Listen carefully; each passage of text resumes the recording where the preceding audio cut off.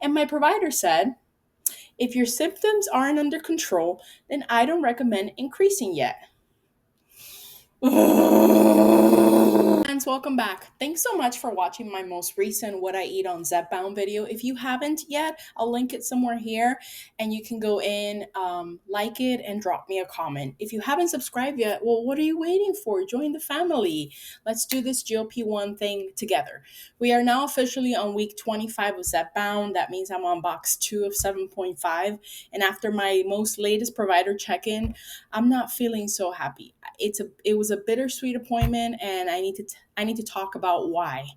First, I want to give you a weight loss breakdown. If you're new here, my name is Grace. I have been on Zepbound since February of this year.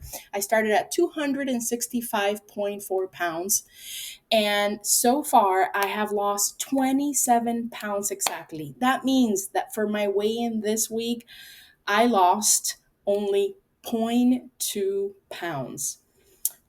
Not 2 pounds, 0.02 pounds. I know that if Downsizing Diva is watching this, she'll get a kick out of it because, those 0.02 pounds can be really, really annoying.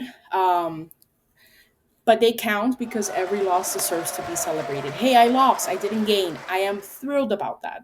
What I'm not happy about was what happened about my dosing with my provider. So, for some context, let me tell you how my doses and weight loss have gone so far. When I started back in February at 2.5 milligrams, I did that for 8 weeks and I lost 10 pounds. Then I did 5 milligrams for 12 weeks, for 3 months, and I lost 9 pounds. So far, I have been on 7.5 milligrams for 5 weeks and I have lost 6 pounds so far. What does this mean? That based on how I started, and the pace that I'm going at, 7.5 should technically surpass both 2.5 and 5 milligram results. But why am I mad at what my provider said? My provider, I was feeling like I'm ready for 10 milligram. I've told you guys I have been really struggling with 7.5 in that, yes, it's giving me weight loss at different rates, but I'm getting a lot of like these cold symptoms, dry mouth, sore throat. You guys know how many times I've mentioned I can't sleep. And, sometimes there are just some doses that just are a little funky. And the next dose is, just completely different. And I thought maybe this just means I need to go up to 10 milligrams. Had a conversation with her, and I'll be honest, I was really excited about moving up to 10 milligrams to keep the weight loss going. But I've also been open about how severe my sleep problems were, and I did not withhold that during my check in. I thought about it. I'm not going to lie. I didn't want my provider to say for any reason, maybe we should hold off. I was really honest. I wanted to be forward. And, aside from constipation and, all of the weird sinusy things that are going on. And my provider said, if your symptoms aren't under control, then I don't recommend increasing yet.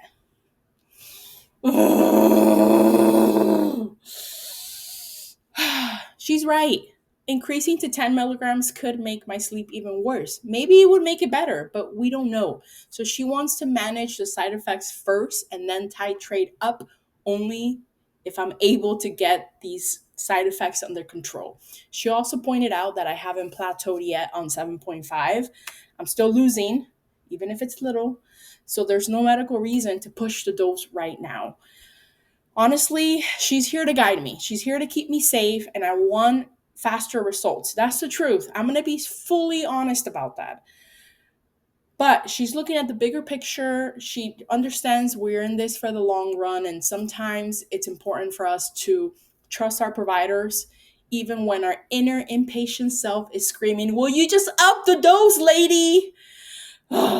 This week, I injected in my left thigh instead of I just injected in my left thigh, sorry. And I lost just the 0.02 pounds. My weird little theory still stands so far in 4 weeks of testing this, that my right side has better results for me. I know it's totally unscientific, but I feel like there's something to this. So next week's shot, I'm gonna go ahead and inject in the right side of my body. Probably gonna do my right stomach because I just seem to be doing better there. Now, One of the things that we did address in my provider check in was sleep. So many of you guys came out in the comments and told me for that sleep video that you too were going through insomnia. You were restless. You were having a hard time falling asleep. You were having a hard time staying asleep. You were having a hard time going back to sleep if you woke up in the middle of the night. All of the things that I am experiencing right now. And my provider gave me the option to increase my current sleep medication that I take, which is trazodone. I don't know if I've mentioned that before, but that is what I take as my sleep aid. And she said, we can definitely up that dose or we can try something new. So she wants me to try a new medication called hydroxyzine. Along with the sleep aid, she said that that medicine actually also works to treat like the cold symptoms that I'm experiencing. So she feels that that medication will be able to help me tackle both things.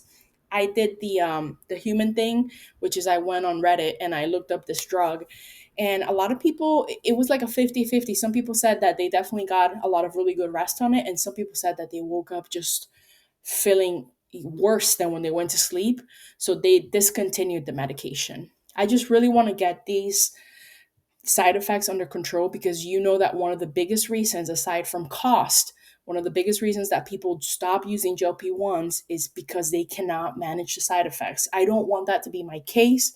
I it freaks me out to think of a moment in my life when I won't have access to these medications and food will just take over my life again. So I want to get these under control and I'm just following her guidance and I'm going to give it a try and I will come back and let you know if it's working for me or not. All right, so quick update on the hair. Do you notice something different? Yes, my hair is shorter. Also, the color, it's kind of darker. Okay, I one of my most recent videos I asked you guys for your advice and your suggestions on what I should do about my gray hair situation. I grow a full head of salt and pepper and the decision was, do I continue to box dye it? Do I let it grow out or do I go like blonde, to blend it in better? Thanks to the suggestion of Felicia Marie, who is a professional hairstylist, she said, Grace, why don't you add a silver money piece?